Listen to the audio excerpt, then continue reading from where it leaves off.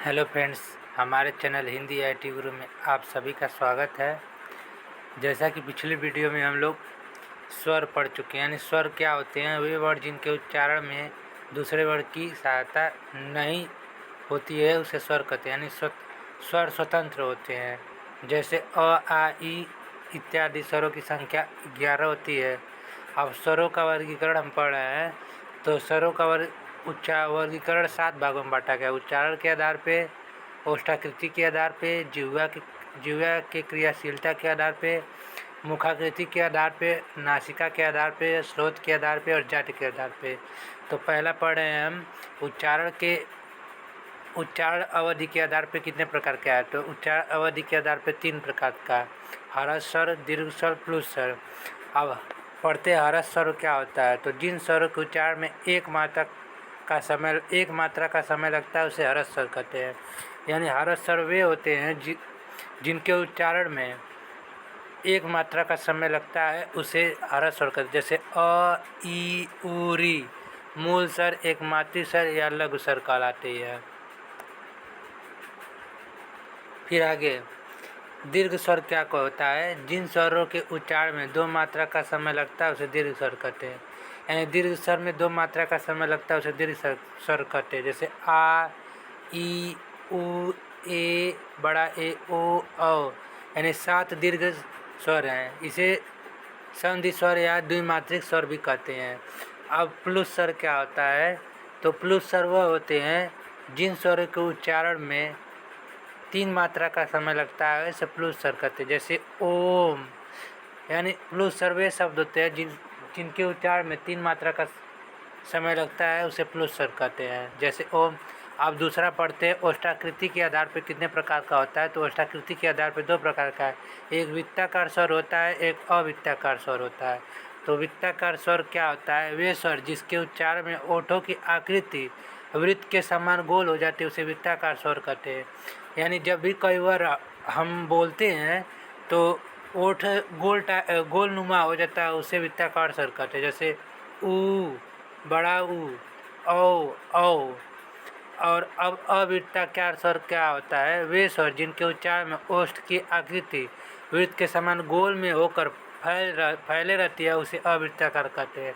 यानी वे आकृति जिससे किसी वर्ण का हम उच्चारण करते हैं तो वृत्त के समान गोल होकर फैल जाती है तो उसे अवृत्ताकार स्वर कहते हैं। जैसे आ, अ, ई, बड़ी ई, ए, री। अब तीसरा पढ़ते हैं जिह्वा या क्रियाशीलता के आधार पर स्वर कितने प्रकार के होते हैं। तो 3।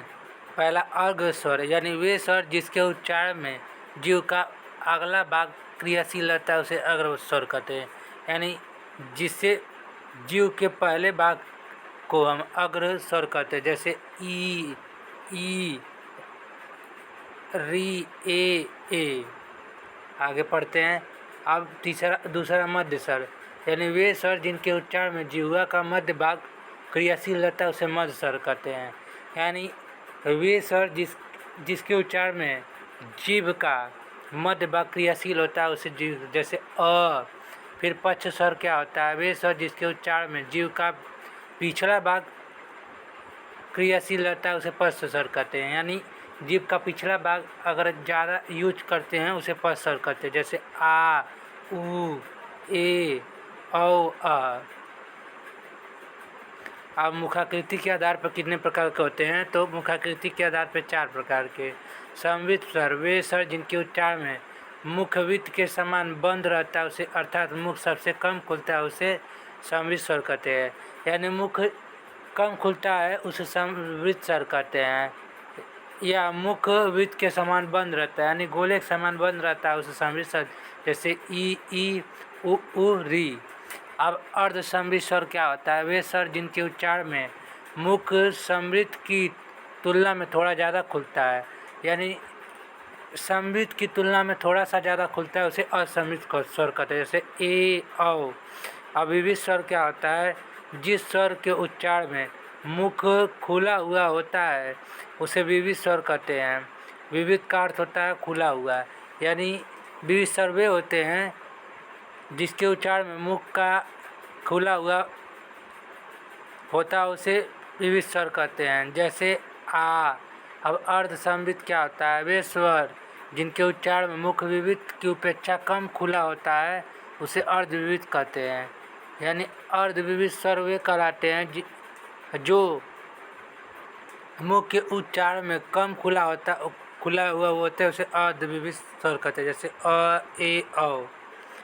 अब नासिका के आधार पर कितने प्रकार के होते हैं? तो नासिका के आधार पर 2 प्रकार के होते हैं, एक निरनुनासिक स्वर, एक अनुनासिक स्वर। तो निरनुनासिक स्वर क्या होता है? वे स्वर जिनके उच्चारण में नासिका की सहायता नहीं लेनी पड़ती है उसे निरनुनासिक स्वर कहते हैं। यानी वे स्वर जिनके उच्चारण में हम अपनी नाक की सहायता नहीं लेते हैं, सिंपल लैंग्वेज में उसे निरनुनासिक स्वर कहते हैं। जैसे अ, आ, ई, उ, री, ए, ओ, औ। अब अनुनासिक स्वर या ज्ञानुनासिक स्वर क्या है? वे स्वर जिनके उच्चारण में नासिक की सहायता लेनी पड़ती है उसे अनुनासिक स्वर कहते हैं। यानी वे शब्द जिनके उच्चारण में नाक की आवश्यकता होती है उसे अनुनासिक स्वर कहते हैं। जैसे अ, आ, ई, उ, री, ए, ओ, औ। यानी सब पे चंद्र बिंदु या अनुसार लगा हो सकता है। तो अनुनासिक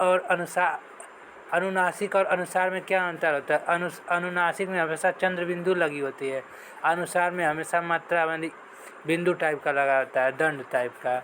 अब स्रोत के आधार पर कितने स्वर होते हैं? तो स्रोत के आधार पर 2 स्वर होते हैं, एक मूल स्वर होता है और एक संयुक्त स्वर होता है। तो मूल स्वर क्या होता है? जो संयुक्त स्वर मूल स्वर कहलाते हैं। यानी जो स्वतंत्र स्वर होते हैं उसे मूल स्वर कहते हैं। जैसे अ, ई, उ, री। अब संयुक्त स्वर क्या होता है? तो वे स्वर जो 2 असवर स्वर से मिलकर बने होते हैं उसे आपको संयुक्त स्वर कहते हैं। यानी वह स्वर जो असवर स्वर से मिलकर बनते हैं उसे असंयुक्त स्वर कहते हैं। जैसे ए, अ प्लस ई, ये 2 शब्दों से मिला है। ए, अ प्लस ई, ए, अ प्लस ए से मिलकर बना है, ओ, अ प्लस ओ से मिलकर बना है। अब जाति के आधार पर कितने प्रकार के होते हैं? जाति के आधार पर स्वर 2 प्रकार के होते हैं, एक सजातीय स्वर होता है, दूसरा विजातीय स्वर होता है। अब सजातीय स्वर क्या होता है? तो इन स्वरों का उच्चारण स्थान समान होता है उसे सजातीय स्वर कहते हैं। यानी वे स्वर जिनका उच्चारण स्थान समान होता है उसे सजातीय स्वर कहते हैं। जैसे अ, आ, ई, उ। अब विजातीय स्वर क्या होता है? इन स्वरों का उच्चारण स्थान असमान होता है उसे विजातीय स्वर कहते हैं।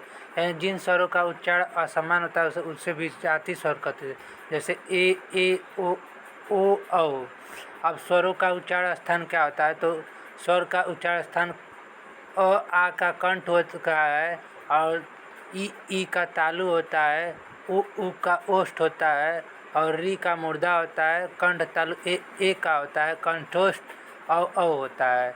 यानी स्वरों का उच्चारण स्थान आ का उच्चारण स्थान कंठ होता है, ई का उच्चारण स्थान तालु होता है, उ का उच्चारण स्थान ओष्ठ होता है और री का उच्चारण स्थान मुर्दा होता है और ए का उच्चारण स्थान कंठ तालु होता है और ओ का उच्चारण स्थान कंठोष्ठ होता है। हम व्यंजन वर्णों का वर्गीकरण क्या होता है? तो व्यंजन वर्णों का वर्गीकरण नेक्स्ट वीडियो में पढ़ेंगे। तब तक के लिए धन्यवाद।